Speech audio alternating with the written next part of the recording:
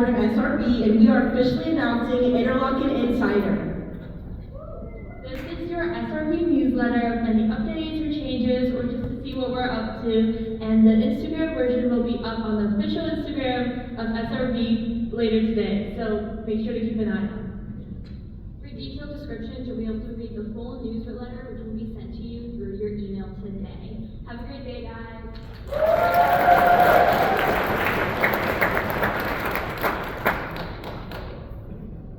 Good afternoon.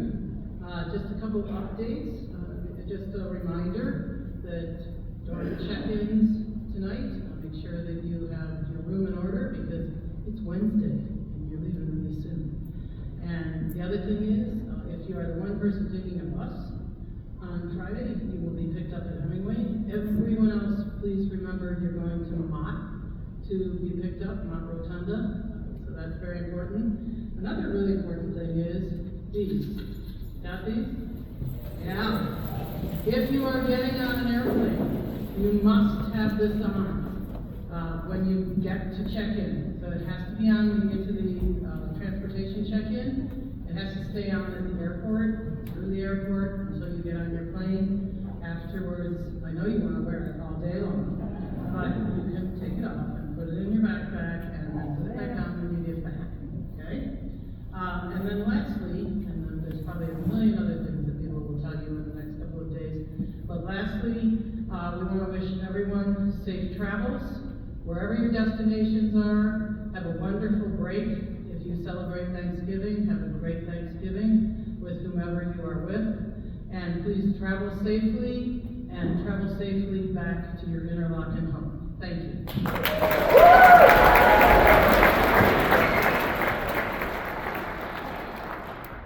Hi guys, I'm Violet, and this is just your reminder to submit to Interlochen's debut playwriting festival. Submissions should be about 15 to 30 minutes, and they're due a month from today, so that's December 19th. And our selections will be performed in the Creative Writing House's break room. We can't wait to read your work. Thank you.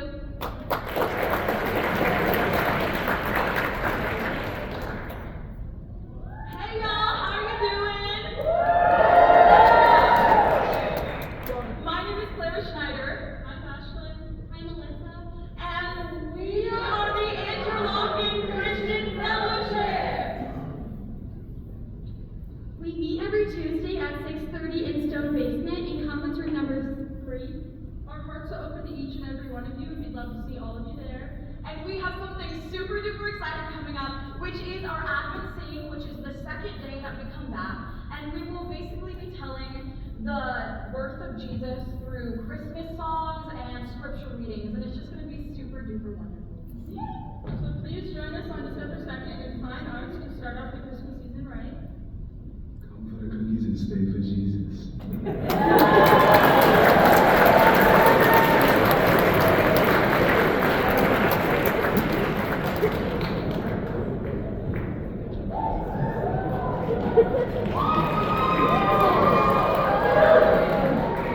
Hi guys, I'm Cam. We're here today on behalf of the Art of Giving Back. We have a really exciting event tonight that we wanted to tell you guys about.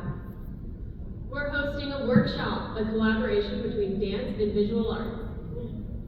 So if you want to learn some figure drawing or some basic dance skills, please come join us. Please wear traditional ballet attire or t-shirts, tank tops, shorts, leggings, and some socks or ballet shoes. Sweatpants are acceptable but not preferred.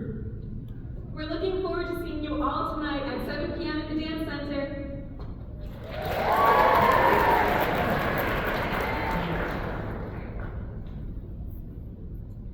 Hey everybody, I'm Jennifer, Director of Special Projects, and one of my special projects is going to happen on December 10th at 1:15, and it is, the tunnel's going to open.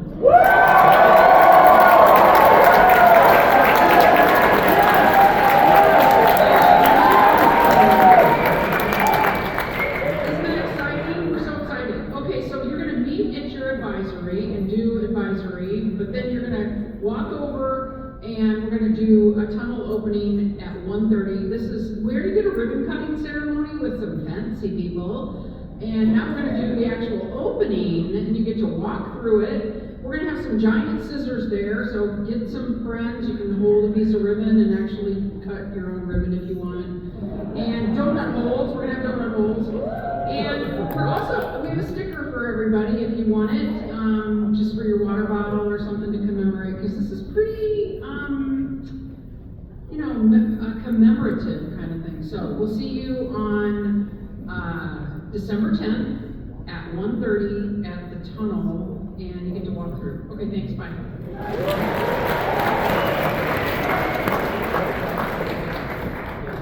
Hi, everybody. Who's ready for break? I don't think I heard you very loud. Who's ready for break? We have just a couple more days, so make sure that we're doing what we're supposed to, which means if you have something you need to sign out from Health Services, you do that within 24 hours of departure, okay? Make sure that you don't wait till the last minute, because we might not be able to help you if you're running to your bus. We need time to be able to do this in a safe way. So that means that you have to allow about 15 to 20 minutes to do that process, and you have to be there in person for that process. If you have questions or you don't know what you need to do, make sure you stop by before you're ready to sign out meds, and have a wonderful break.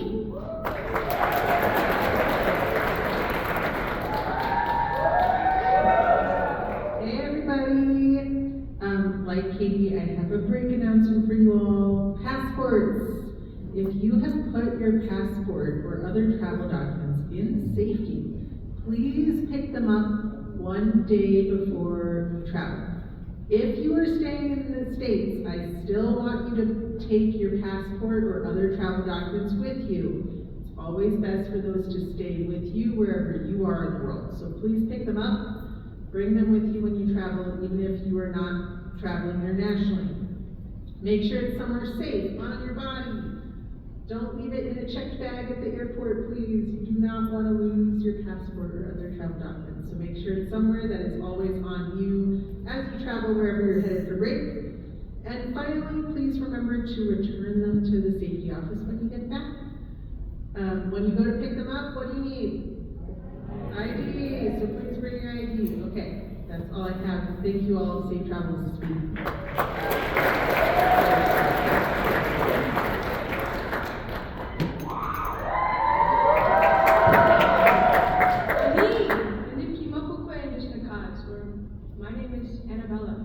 And I'm excited to be introducing Native American Heritage Month Community Meeting!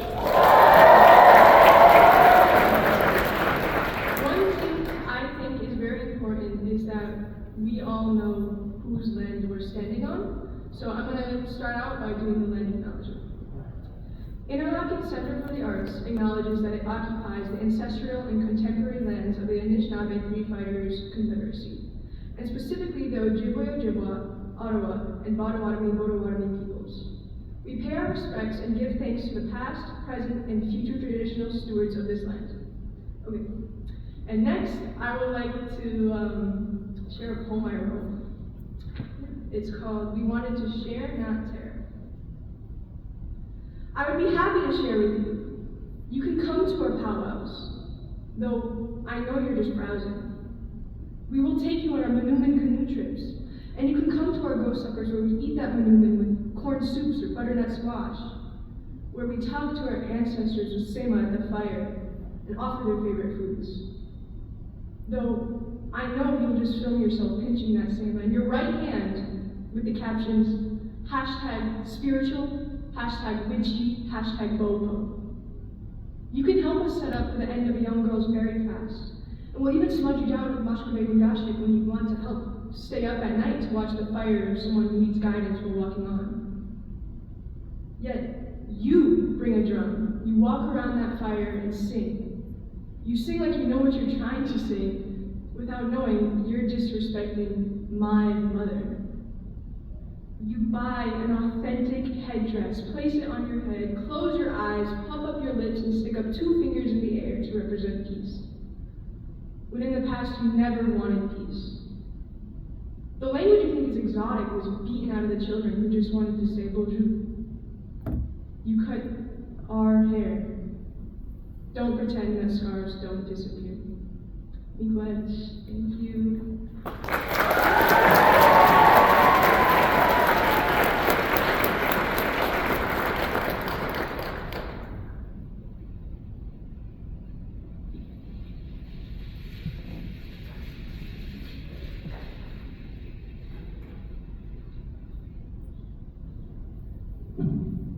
Ani Bojo, Wabigonase Nidishnikas, Magonidoro, Mavatini Donjala. Hi, my native name is Wabigonase or Whitewater Lily. I'm Bear Clan. I live near Sault Ste. Marie, Michigan, and I'm also a citizen of Sioux Tribe of Chippewa Indians.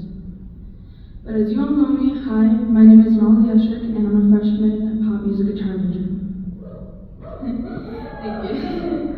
In Ojibwe culture, water lilies are deeply symbolic. They symbolize tranquility and serenity, remaining on the water's surface even in face of wind and rain, which represents resilience in the midst of chaos. The roots of a water lily were historically used for medicine, connecting the plant to healing and the importance of one's roots and heritage.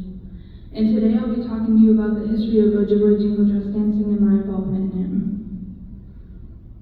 So this is my, I kind of messed up, I didn't flip the slide, but this is my side of my traditional greeting.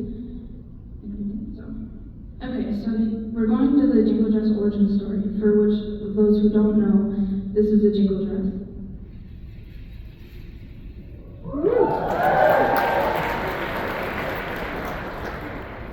The jingle dress dance began with the Mill Logs Band in the early 1900s and became prevalent in the 1920s in Wisconsin, Minnesota, and Ontario, Canada. The story is that the dress was first seen in a dream. A medicine man's granddaughter grew sick, and as the man slept, his native spirit guides came to him and told him to make a jingle dress for the girl. They said if the child danced in it, it would heal her. So the jingle dress was made, and the tribe came together to watch the child dance. At first, the child was too sick to dance alone, so her tribe carried her. But after some time, the girl was able to dance alone, cured of her sickness. The dance has since not only been a ritual of healing, but also one of pride. Jingle dresses, also known as prayer or medicine dresses, are believed to bring healing to those who are sick. The dress gets its name from the rows of metal cones sewn onto the dress, and as the cones hit one another, it sounds like rain falling. So it's important for the dancer to be light on their feet and move in time with the drum and to stop when the beat stops.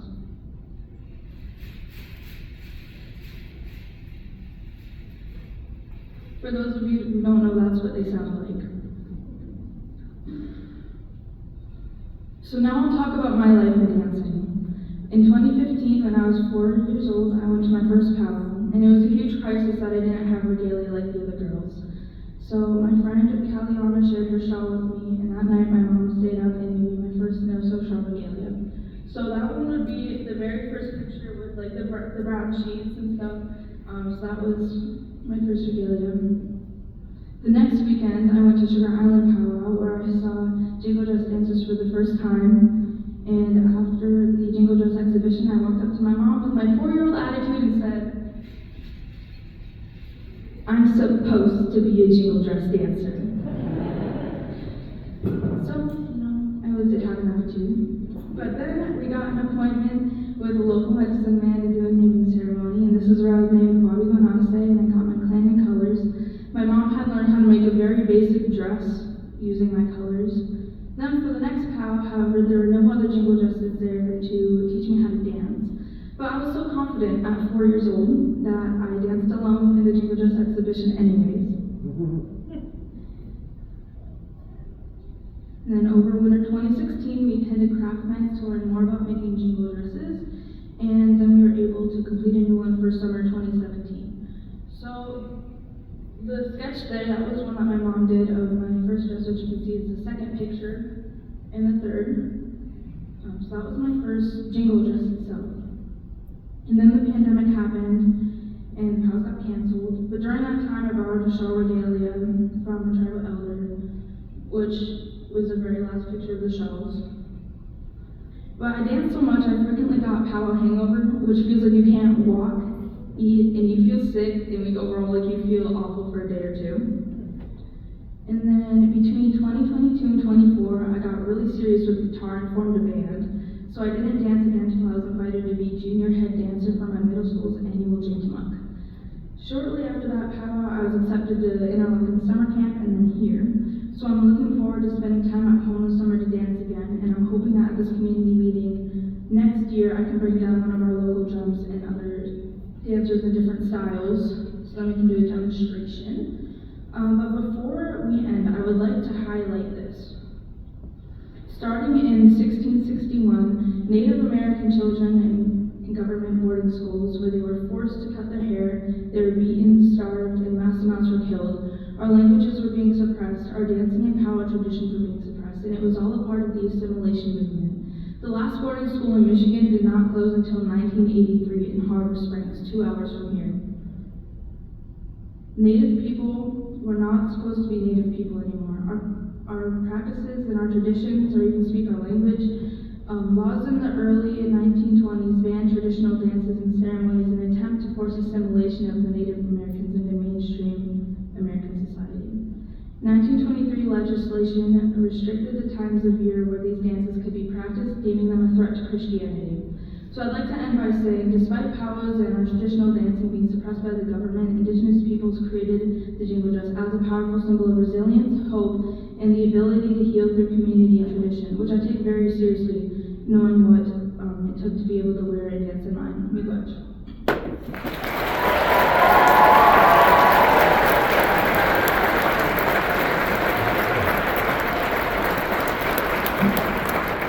So now I'll be introducing April Lindola. She is a Turtle Clan of the Grand River Six Nations. She is a department head and a full professor at Native American Studies at Northern Michigan University. In 2021, Lindola led the Great Lakes Indigenous Art Education and Healing Project with the Keweenaw Bay Ojibwa Community College. She earned her PhD in Rhetoric and Theory and Culture at Michigan Technological University. She earned a Master of Fine Arts degree in English from NMU and has had creative works published in numerous anthologies. Dr. Lindola is also a bead artist, powwow dancer, and a musician. So I'd like to welcome her to the stage.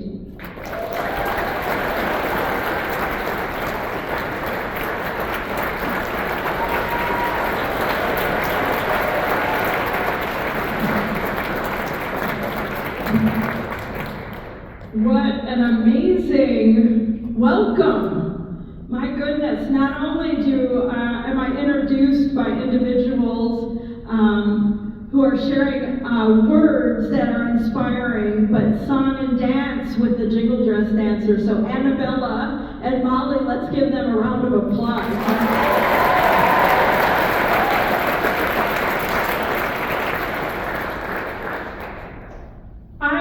So honored to be here today.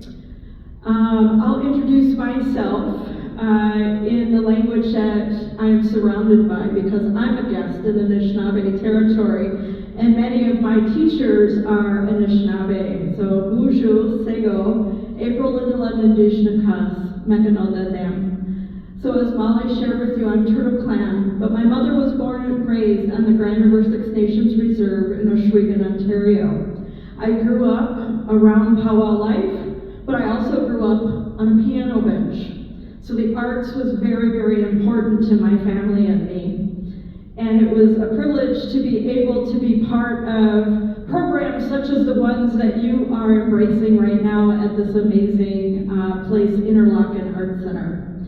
So for me, to be here is to kind of, in my own way, come full circle, to be able to share a little bit about who I am. Because when I was younger, these two worlds didn't often mix.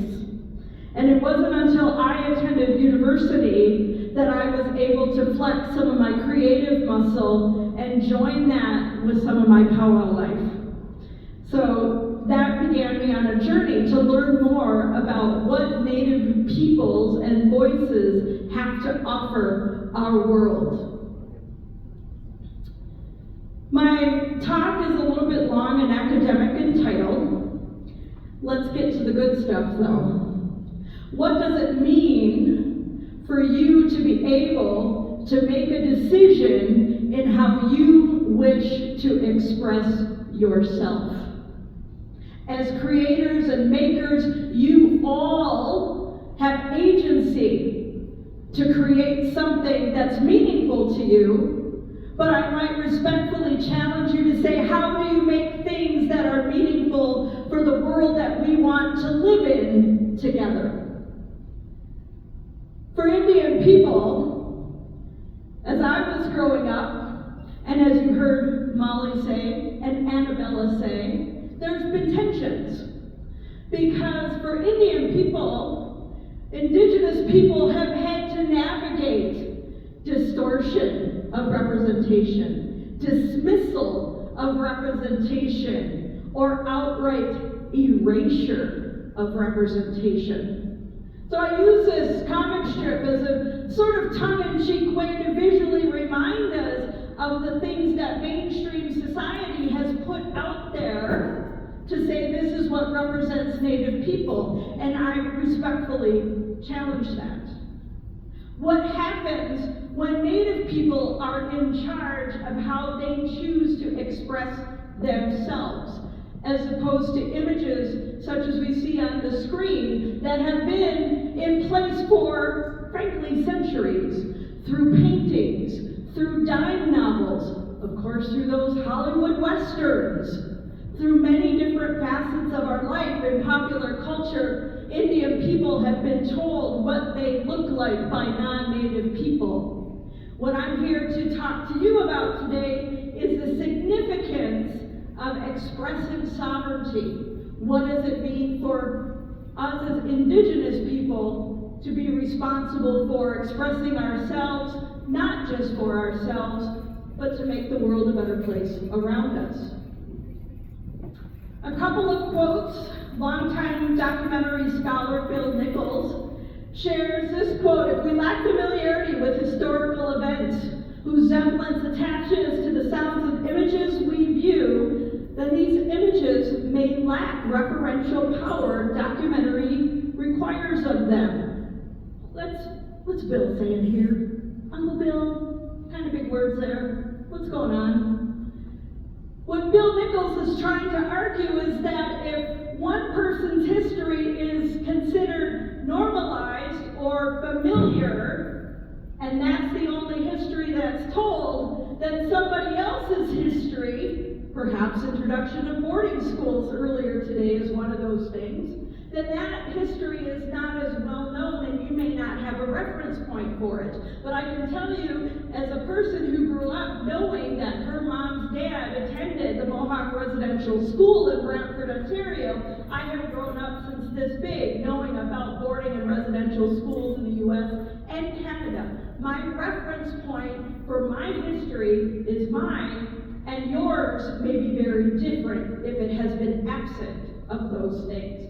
That's what Bill Nichols is attempting to say there. How do we come together and share our histories together so that we know how and who each other is, to get to know each other better and have empathy for each other? Sterling Harjo was a showrunner of a television program entitled Reservation Dogs. Anybody here watch or see that film, Reservation Dogs? Yes, thank you. Oh my gosh. Some of you out there, if you haven't seen it yet, it is a gem. It is a treasure. Sterling Harjo is telling stories of contemporary Indigenous people in Tulsa, Oklahoma, in and around where he grew up. And he really puts the camera and the audience in a space where many people have never been before. And it really has been an empowering movement in the last few years, and just few years, to see this kind of television taking place. Sterling says on his website, it's not up to Hollywood to change Native representation in the media. They have failed at it for decades. It's up to us, the artists, the filmmakers, the storytellers, and the activists. That power is ours alone. And with power comes responsibility, of course. And I would ask you to remind that as you endeavor on your maker journey through your career here at Interlochen. What if we disrupt that?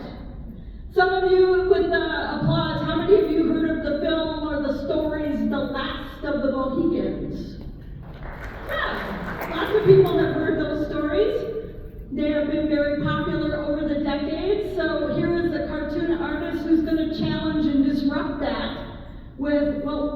What about the first one? Because to say the last of the Mohicans is to signify and send a message that it's the end, that there are no more. And please trust me when I tell you that I have had students in my classroom say, I didn't know there were Native people still around. It happens. And so by having these messages mixed with pop culture and these understandings mixed with history, there becomes that operational erasure that I mentioned earlier, or distortion that I represented earlier. But I wanted to share this kind of humorous tongue-in-cheek cartoon to say, well, what if as a maker, I'm going to disrupt that narrative of the last? Let's talk about the first. Defining sovereignty. In my title, I had the phrase expressive sovereignty, but let's talk about sovereignty in and of itself. Sovereignty is kind of seen as a more political term, a legal political term. It means to govern oneself. A country has the right and authority to govern oneself, just as the Sault Ste. Marie tribe of Chippewa Indians have the right to govern themselves. The Grand Traverse Band of Indians down here in this territory have the right to govern themselves. It's been taken further by the artists. What does that mean for us in the world of making, in the world of expressing, in the world of representation? This is a picture by Nadia Quandabins, who's from northwestern Ontario. She's a photographer who in her series continually chooses to disrupt the narrative. And I use this image on purpose because as you can see, she is standing, the subject in this photo is standing tall and firm and still amidst a very, very busy tunnel. The photographer, Nadia Quandabins, does this on purpose and allows us some space to kind of think about what does that mean for that Indian woman to be standing tall and still and firm in her jiggle dress in this very urban-centered space. She is making a decision to look into the camera. She's looking at you. She, in her own right as the subject, is deciding how she wants to express herself.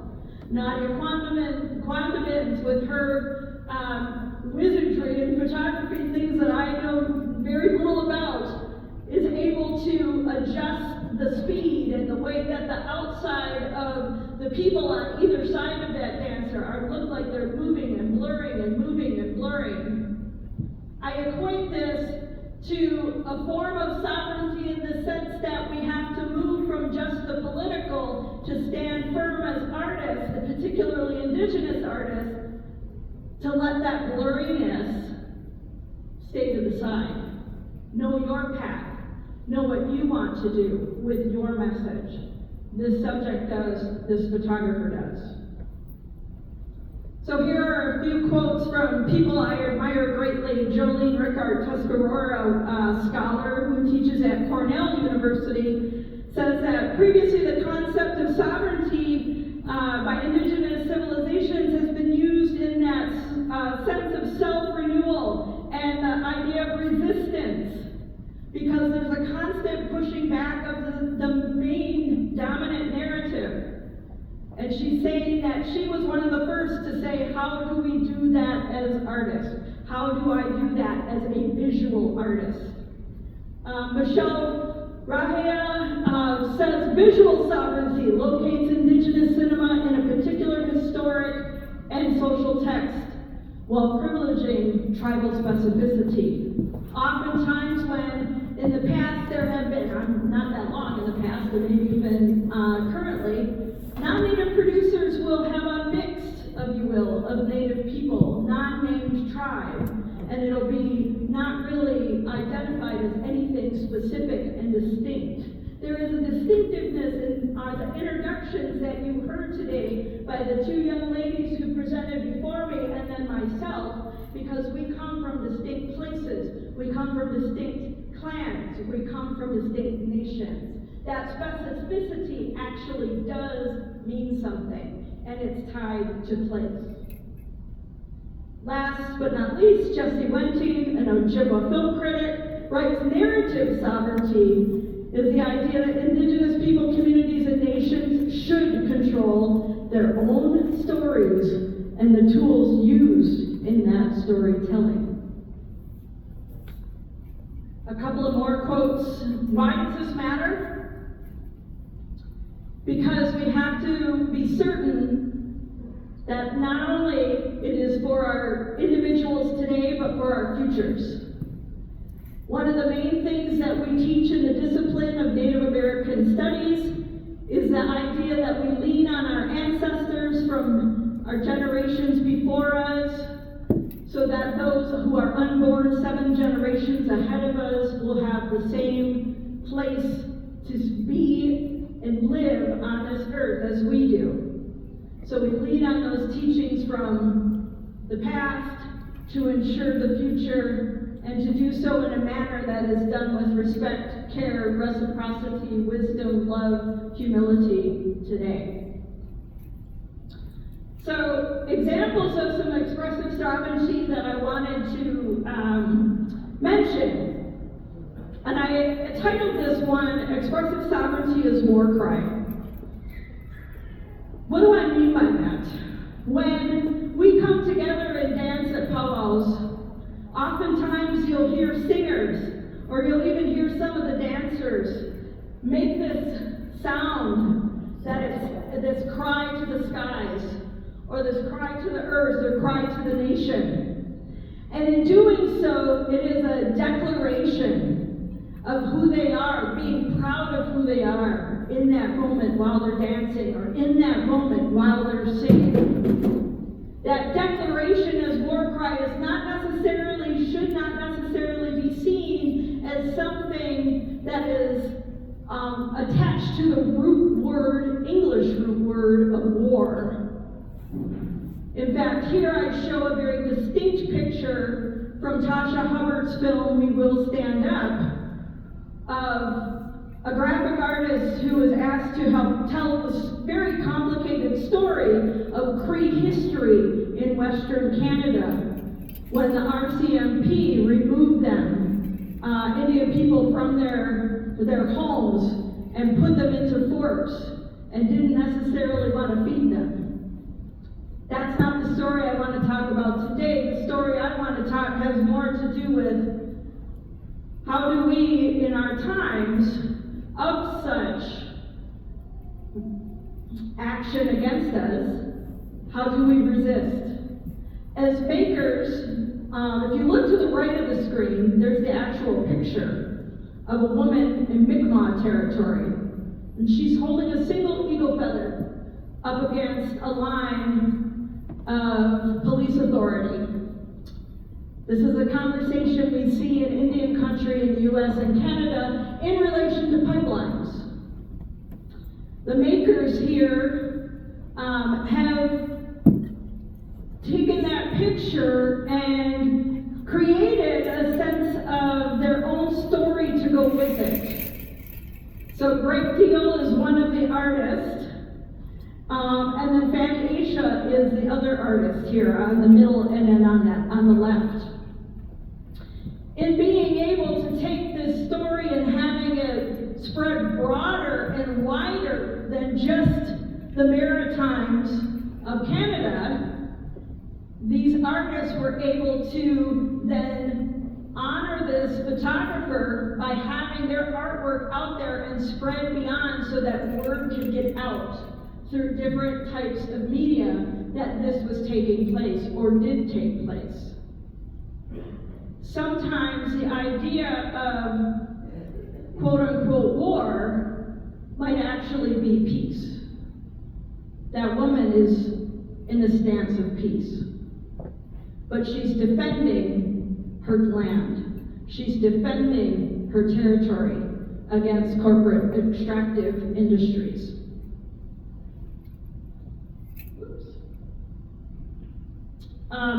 Let me reiterate this and underscore this with the Onondaga word for warrior.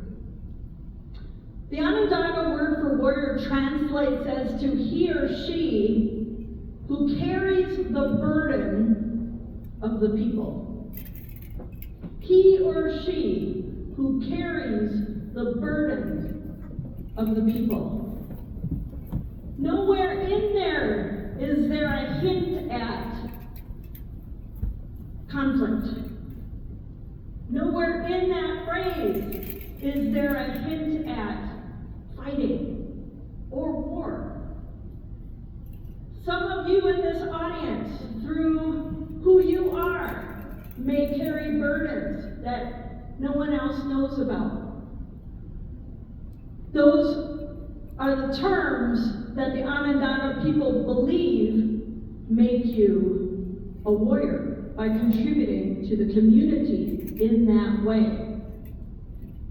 This is what I would say something that is kind of a paradigm shift from the Western dominant society way we think about warrior and how the indigenous people think about warrior. So that idea of the war cry and declaration while one is dancing, one is celebrating culture, one is out there being who they are, one dances to lift the burdens of their community. That's one of the reasons the jingle dress is such medicine. It's designed to help with healing. It is designed to help with lifting burdens of a family who maybe has a loved one who is sick. Another example of an artist who is, in a way I would propose, softly trying to send a very intense message is Erica Lord. She is Inuit and Finnish, and she went through a exercise where she tanned herself and she wrote messages on her body. On her body, in this particular picture, she wrote the message, half-breed. Not a very pleasant term to be identified as if you are an indigenous person. And so she purposefully used the idea of how one's skin color and the changing of one's skin color, there's a perception that goes with it of who is or who is not Native. And she's disrupting that. She's challenging that.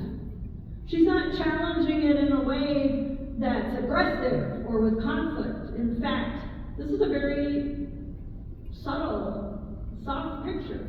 But she's looking at the camera too. She's looking at you. She wants you to see that message and know that message and how this is actually a harmful practice to make presumptions about people based on the color of their skin. Another art piece from Erica Lord is one that she's entitled Blood Quantum.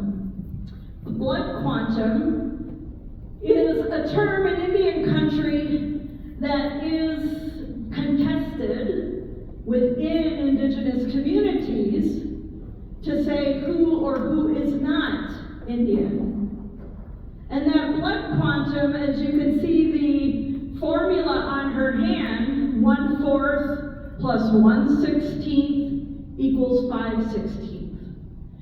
And we also notice on her arm that her arm is actually sliced in different pictures. These are different images that are put together so that her arm looks as though they were literally cut in pieces.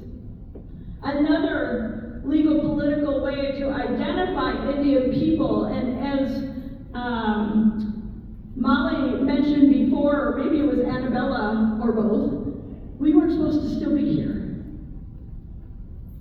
This was one of the ways that could be assured of that from the federal government of both the U.S. and Canada. So again, not necessarily artwork that is going to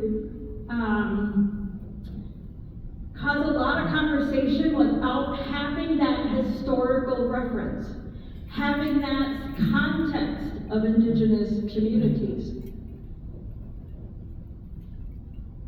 Angry Anook is a film by Alethea Arnacook Barrell, also Inuit.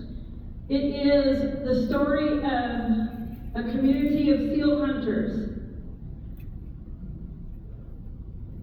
And this story will turn anybody's perception upside down, audience's perception upside down about the significance of why Native people need to be included in conversations of policy and why they need to be included in conversations of lifeways. The Inuit people experienced what they call a depression in the mid-1980s when the seal hunting became very unpopular due to, for lack of a better word, propaganda against the idea of hunting quote-unquote baby seals. So laws were made in nation states such as Canada, across the European Union. The Inuit who live with and depend on the lives of seals were not included in these conversations. It turned out that these messages actually weren't even in the right geography or territory for where the Inuit are hunting. And because the people who are making these decisions voted against the Inuit had to just live with it. And this happened again as recently as 2010, 2011. They are fighting for their livelihoods because they can't necessarily grow food where they live. They can't afford to go to the grocery store to buy a gallon of milk, which for us might be a few dollars. For them, it's astronomical. They rely on subsistence hunting to survive. The Inuit, several times through the filmmaker, begged the activists to meet with them, begged leaders of the Sierra Club, Greenpeace, all the organizations that many of us believed we are doing good work, but they wouldn't talk with the Inuit about this issue. In the end, I'm not going to give away the ending because I would hope that some of you who are maybe in the film studies area might actually pick this film up, Angry Anook, and view it to see the power of messaging, the power of misrepresentation, and what it takes to start reconciliation. That's all within this film, Angry Anook.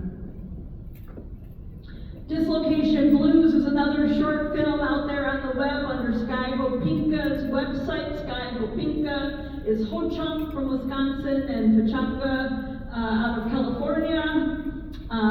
He is a genius, a MacArthur Genius Grant Award winner from a couple of years ago. He is so gracious with his films, though the majority of his shorts are out on his website, so anybody can go. He wants people to have access to his work. He did a short contribution to the 2016 Standing Rock Water Protectors Gathering in the face of, again, military presence, police authority presence. He made a lovely contribution as a maker, again, to say, how am I going to do things different? How do I take responsibility and use the subjects with care and respect, when in many cases, a lot of the cameras that were there from mainstream media wanted pictures and faces of some of the protectors, and I use that on purpose, protectors instead of protesters, but those images could be used against them. And so Sky Hopinka said, no, I'm not going to necessarily do that. So he instead tells a different story visually through his interviews with his subjects, and purposefully does not necessarily shoot people's faces with his camera. This is one of the subjects that he has, and this was after the Standing Rock protests were done, and he's interviewing one of the subjects that was there and present. Earlier I shared a clip on, or not a clip, but a slide on We Will Stand Up from Tasha Hubbard. This is a painted image of a young man by the name of Colton Bushy. Colton Bushy, as you can probably discern from the image on the screen, is no longer with us. He was shot by a farmer in Saskatchewan, and his family went through quite an experience after this shooting.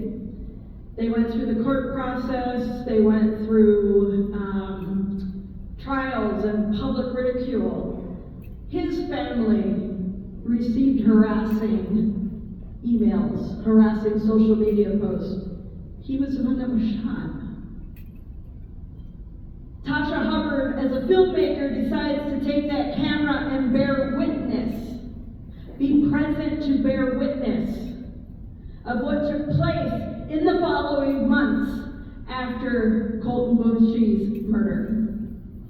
Again, I don't want to necessarily give away the end of this story in hopes that maybe somebody will pick up the film on their own to watch it. But Tasha Hubbard's film, what it does, as I was saying with some of the other artists earlier, is it's a declaration. It itself is the war cry.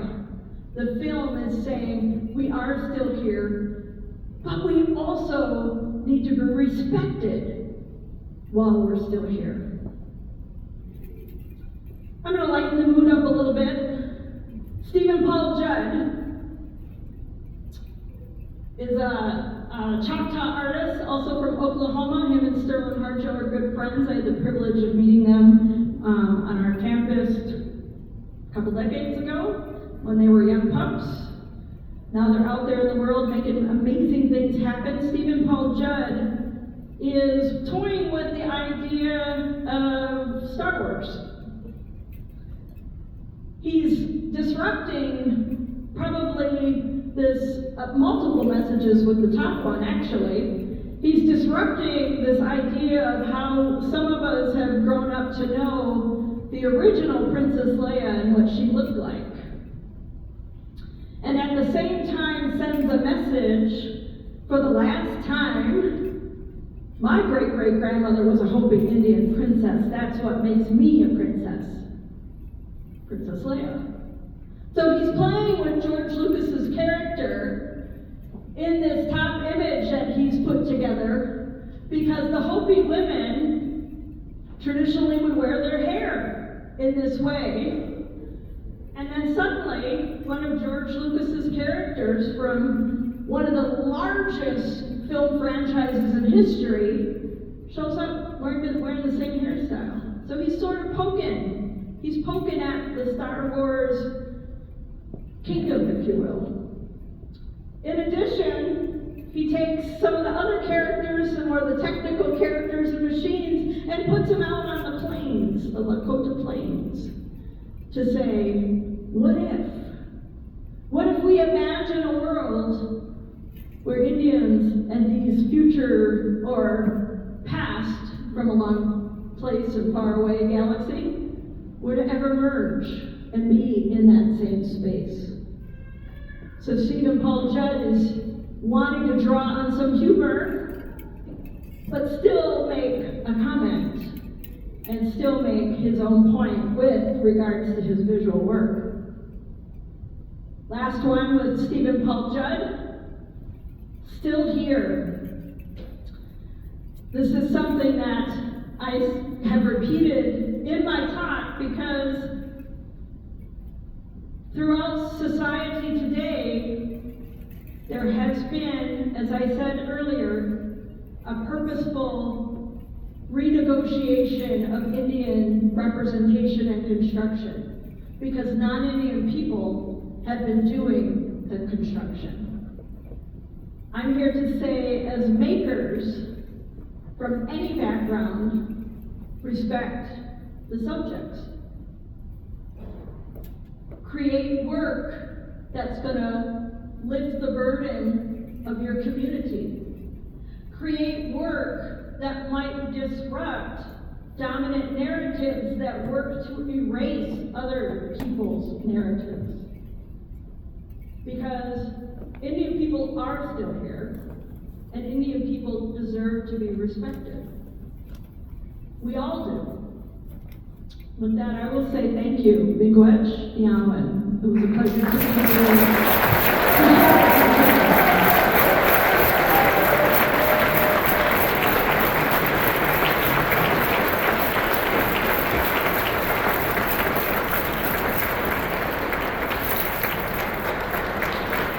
Thank you, April, and Margie, and Annabelle.